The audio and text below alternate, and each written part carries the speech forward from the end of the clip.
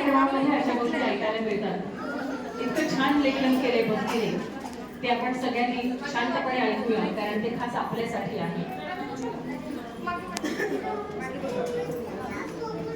माझा बऱ्यापैकी घसा बसलेला असल्यामुळे तुम्ही सगळे जरा माझा आवाज सांभाळून घ्या. आता हे पत्र कोणी लिहिले?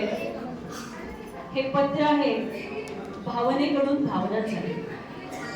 भावनेकडून भावनांसाठी एक पत्र स्त्रीकडून स्त्रीत्वासाठी.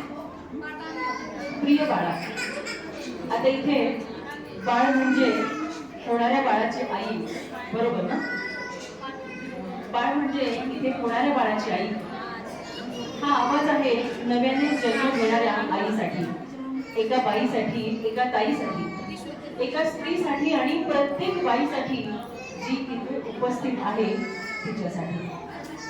प्रश्न असा असेल की पत्र कोण लिहिते? प्रश्न असा वाटेल तुम्हाला की पत्र कोण लिहिते, पण तुमच्या सगळ्यांनाच असेल तर मग हे पत्र आम्ही साऱ्या मिळून लिहितोय. तुमची आई, आजी, काकू, सासूबाई अशा सगळ्याच जणी मिळून.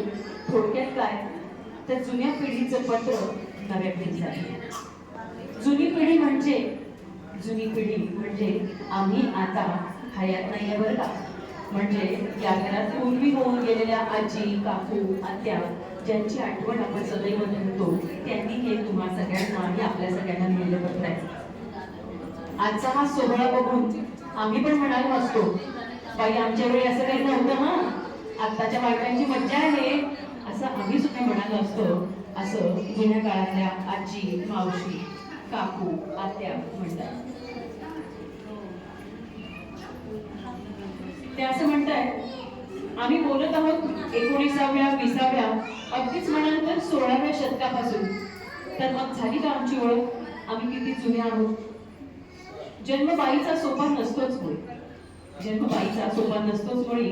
आता वाटतं आम्हाला तुमचा सोपा असेल, पण तसंही नाही बरं का. आमचे प्रश्न वेगळे होते. आमच्या लढाया आमच्या अस्तित्वासाठी होत्या. डोक्यावरच्या पदरातून डोईवर काढताना आमच्या माना दुखल्या. पण तुम्ही आज ताठ मानेने जगत आहात. तुम्ही आज ताठ मानेने जगत आहात. तुमचे प्रश्नही तसेच आहेत. आहार भरपूर आहे, आहार भरपूर आहे, हवं ते खाता येते, पण सकस नाही. स्वातंत्र्य आहे पण सुरक्षितता नाही. आरोग्यासाठी सोयी आहेत, पण आरोग्य सांभाळण्यासाठी तुमच्याकडे वेळच नाही. आमचे आरोग्य जात्यावरच्या ओव्यात विरलं आणि रांधावाडा गोष्टी काढा यामध्ये कधी सडलं हे आम्हाला काही कळलंच नाही. आजकाल आरोग्य सांभाळणं तसं अवघड झालंय. आमच्या घरी सगळे सांभाळून आरोग्य आपोआप सांभाळतात. पण तुम्ही लोक गर्भाशय आणि काय म्हणतात ते वेगळे आजार. तुम्ही बाहेर स्वतःला जपता जपता संसार जपा एवढंच. शाब्दिक चकमकी बाईनं जपलं तर घर जपलं जातं. आमची अपेक्षा एवढीच, जमेल तेवढ्या परंपरा सांभाळा. जपलं तर घर जपलं जातं. आमची अपेक्षा एवढीच, आमची अपेक्षा एवढीच, जमेल तेवढ्या परंपरा सांभाळा. संस्कृती जपा. संस्कृती जपण्याचं हे काम आणि ही धुरा फक्त आपल्या आणि तुमच्या खांद्यावर आहे.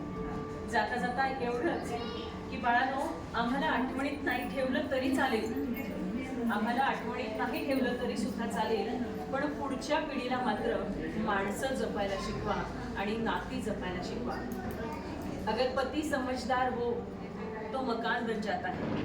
अगर पति समझदार हो तो मकान बन जाता है. पत्नी समझदार हो तो मकान का घर बन जाता है.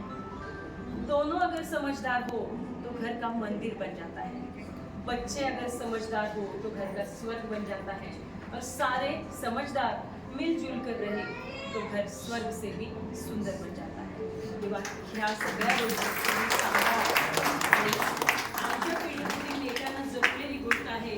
नाती जपणं, माणसं जपणं आणि आम्हाला जे जमलं नाही ते तुम्ही जपा. तुमचं आणि तुमच्या घराचं आरोग्य जपा. असा जुन्या पिढीतल्या आजी, काकू, मावशी ज्या हयात नाहीयेत त्यांनी आपल्याला संदेश दिला आणि इतकं छान शब्दांकन भक्तीने केले.